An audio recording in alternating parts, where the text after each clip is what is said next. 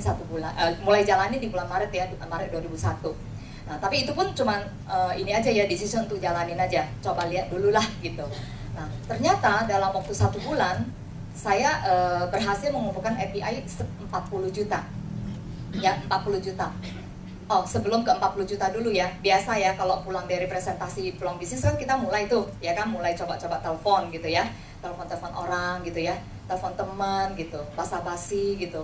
Kadang-kadang mau ngomong nggak berani gitu kan. Terus kadang-kadang akhirnya memberanikan diri nih ngomong sama teman. Kamu mau asuransi nggak? Saya sekarang join Prudential. Teman saya langsung bilang, diketawain langsung ya, tumben kok jadi jualan asuransi gitu ya. Kalau asuransi kita paling nggak suka, dia bilang gitu. Kalau agent baru yang belum training digituin, gimana rasanya? Langsung ciut, nggak berani ngomongin asuransi lagi ya. Nah terus telepon lagi temen yang lain. Terus teman saya ada satu juga bilang, wah kalau asuransi mah kita udah banyak gitu, nggak perlu lagi gitu ya. Sama, akhirnya saya jadi ciut juga. Setelah itu saya nggak berani ngomong, nggak berani prospek, nggak tahu mesti melakukan apa gitu ya. Nah terus untung ada orang Malaysia. Dulu di kantor kita tuh ada orang Malaysia yang membantu membimbing kita. Dia telepon gitu ya, dia bilang, Cassandra kamu harus datang ke kantor karena semua agent baru diwajibkan datang untuk satu acara namanya call calling, dia bilang gitu ya. Nah terus akhirnya saya datang. Nah terus saya diajak call ke Panggil 5 Polim situ ya. Jadi pertama kali saya masuk ke call itu ya, saya ditemenin oleh Ibu Destina ya waktu itu ya. Kenal nggak? Ada yang kenal ya Ibu Destina ya? Ibu Destina udah AM ya. Kebetulan saya ditemenin oleh seorang AM karena ya udah dihitung-hitung ternyata saya ganjil. Saya adalah orang ganjil dan akhirnya saya ditemenin oleh seorang AM gitu ya. Untung juga saya bersyukur karena saya ditemenin oleh seorang AM. Dan waktu di presentasi itu kita dipanggil Mapolim. Ternyata itu adalah door to door. Ya, kaget juga ya saya ya, langsung diajak door to door gitu ya. Malu banget gitu rasanya. Jadi saya lewatin di jalan itu, saya berdoa, aduh semoga nggak ada temen yang lewat gitu ya. Kalau ada temen yang lewat, malunya minta ampun gitu ya. Lihat saya pakai bajunya rapi, terus tapi masuk door to door gitu ya.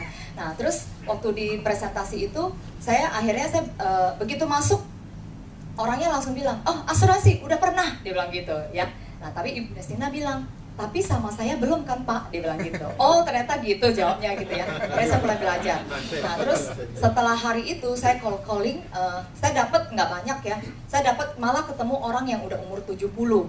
Ya, toko kedua itu 70, usianya udah 70, ya udah nggak bisa, udah bukan prospek kita lagi dong ya. Tapi ternyata leader saya, si Ibu Destina bilang tetap kamu presentasi. Dan saya tetap presentasi ke dia, dan ternyata dia akhirnya bilang, saya punya anak, dia bilang. Saya punya anak, mungkin kamu bisa tawarin dia. Nah, terus setelah calling itu, saya mulai kembali ke kantor, saya bikin ilustrasi, terus saya follow up. Nah, aktivitas saya semenjak itu mulai bergulir, ya.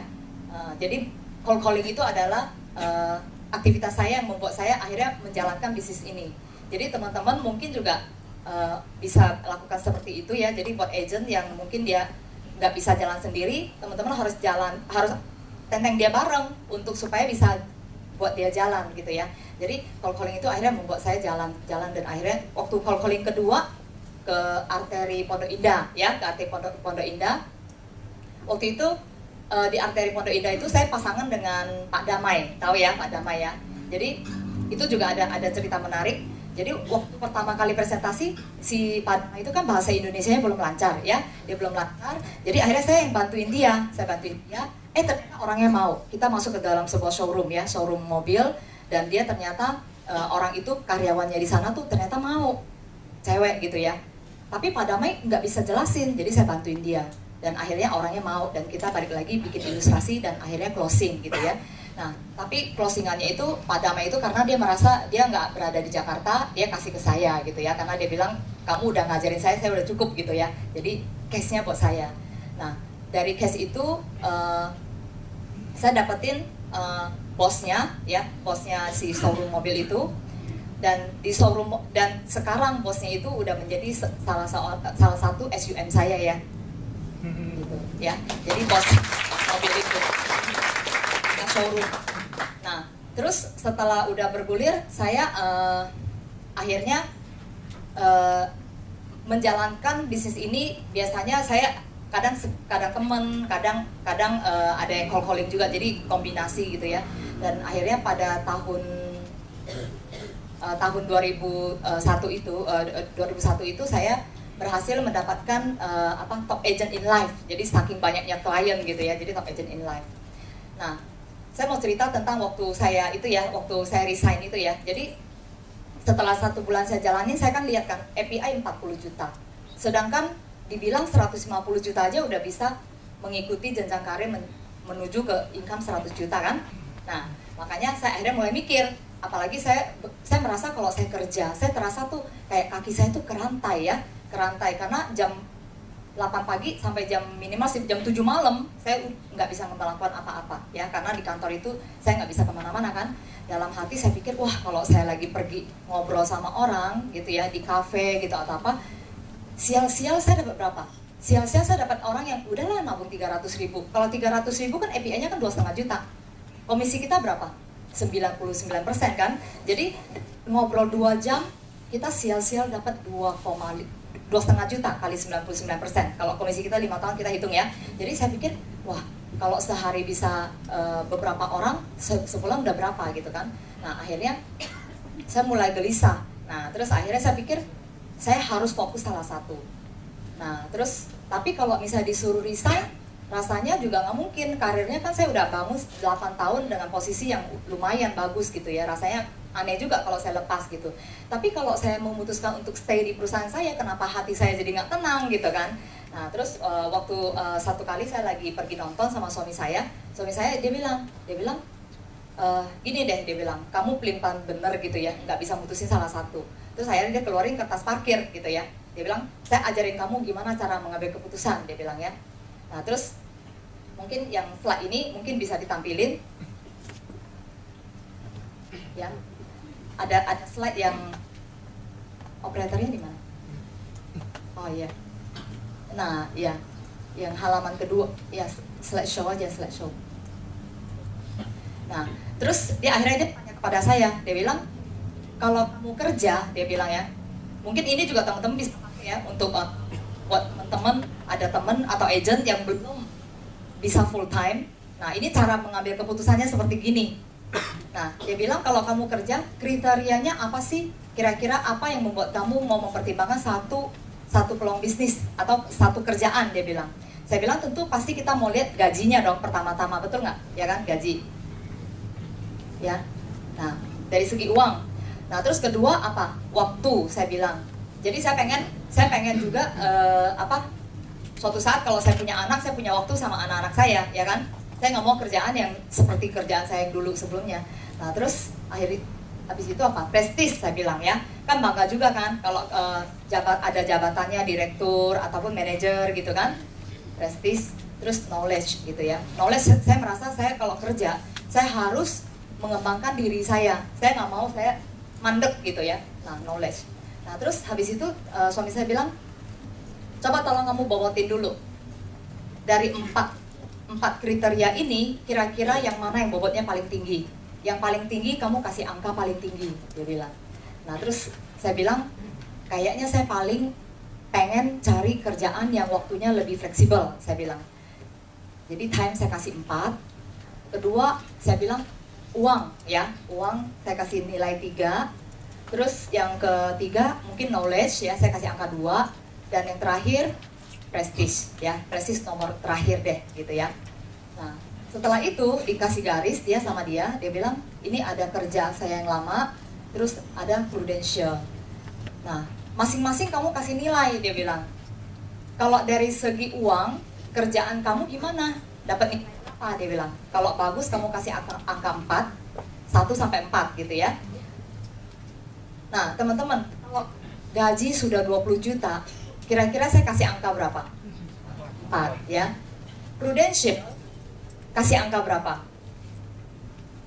Belum terbukti ya, walaupun dibilangnya ada income 100 juta tapi belum terbukti, ya kan? Makanya saya kasih angka 3. Jadi ini adalah angka yang benar-benar saya kasih waktu itu ya.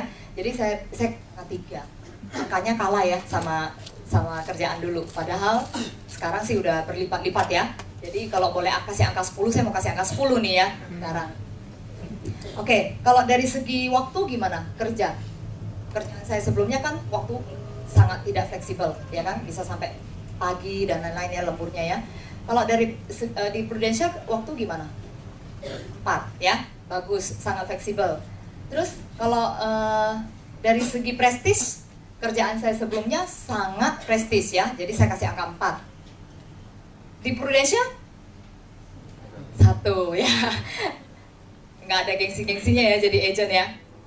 Oke, nah terus kalau yang dari segi knowledge gimana? Di kerjaan saya sebelumnya saya sangat bisa mengembangkan knowledge saya ya. Jadi background saya accounting, ilmu saya diupdate terus. Jadi saya kasih angka 4 juga. Kalau di Prudential mungkin sih saya nggak dapat update mengenai bidang saya accounting. Tapi saya punya banyak waktu untuk mengembangkan hal-hal yang lain. Jadi saya kasih angka 3 ya. Teman-teman lihat, kalau sekilas ya kita lihat yang dapat nilai 4 yang mana? Kerja. Ya. Jadi keputusannya apakah harus tetap kerja? Ternyata kalau kita mengambil keputusan, kita harus kalikan dengan bobotnya, kata suami saya ya. Dan akhirnya dia kalikan ya. Next ya, coba next. Nah, 4 dikali dengan bobotnya 3. Dapat angka 12 ya. Terus 4 dikali dengan 1 dapat sama ya, dan seterusnya itu dikaliin 4 dikali 1 sama dengan 4 kali 2 dapat 8. Ini di total. Nah sementara yang di Pru juga sama ya, dikali dengan bobotnya, dikali ya, terus ya. Nah teman-teman lihat totalnya, totalnya 32 Prudential ya. Jadi saya kaget juga ya, kaget juga. Padahal kalau sekilas lihat harusnya kerja yang menjadi keputusan saya kan. Tapi ternyata kenapa saya begitu setiap kali mau mutusin tetap kerja, hati saya nggak tenang. Ya, setiap kali saya mutusin Pru, saya ada sedikit ketakutan ya. Jadi ternyata setelah saya hitung-hitungan ini, saya menjadi yakin, saya komit. Ternyata angka ini yang lebih besar, Prudential lebih besar. Jadi akhirnya saya memutuskan untuk full time di Prudential. Saya memilih Prudential ya. Jadi bulan April saya sudah memutuskan untuk resign dan saya meninggalkan gaji yang 20 juta ya. Saya bersyukur saya bisa saya resign. Kenapa? Kalau saya nggak resign, mungkin saya nggak ada hari ini ya. Di sini teman-teman ada nggak yang masih belum full time? Ada? Ayo dong angkat tangan, nggak apa-apa, nggak dimarahin kok ya. Teman-teman, kita harus membuat satu keputusan untuk full time. Karena apa? Saya menjadi harus sukses dan tidak ada pilihan lain kalau saya full time ya. Jadi saya di bulan April dan seterusnya, saya bukannya nothing tulus lagi. Waktu awal saya join, saya bilang nothing tulus ya. Tapi mulai April dan seterusnya, saya ada something tulus ya. Yaitu income saya yang 20 juta, saya korbankan. Jadi saya ada pilihan nggak untuk tidak sukses? Nggak ada. Jadi saya harus mati-matian, saya harus sukses di Prudential ya. Dan ternyata untung saya resign di bulan April dan bulan Mei dan seterusnya. Orang-orang yang paling dekat dengan kita yang ngambil polisnya gampang gitu ya, udah mulai menipis ya. Dan udah mulai menipis, dan apa yang saya rasakan? Wah ternyata susah juga ya. Tapi karena saya udah resign, jadi saya nggak balik ke kerjaan saya yang lama. Teman-teman yang masih part time, mungkin kalian belum bisa maju, belum bisa sukses karena kalian tuh punya satu pegangan cadangan yang lain. Jadi kalau misalnya pas lagi ada penolakan, ada kita lagi down gitu ya, kita mungkin akan merasa ya udahlah, ini kayaknya bukan bisnis saya. Saya toh masih punya pilihan yang lain, saya punya backup gitu. Nah saya bersyukur saya cepat resignnya. Jadi saya merasa keputusan ini sangat mendukung kesuksesan saya hari ini ya. Jadi ya oke.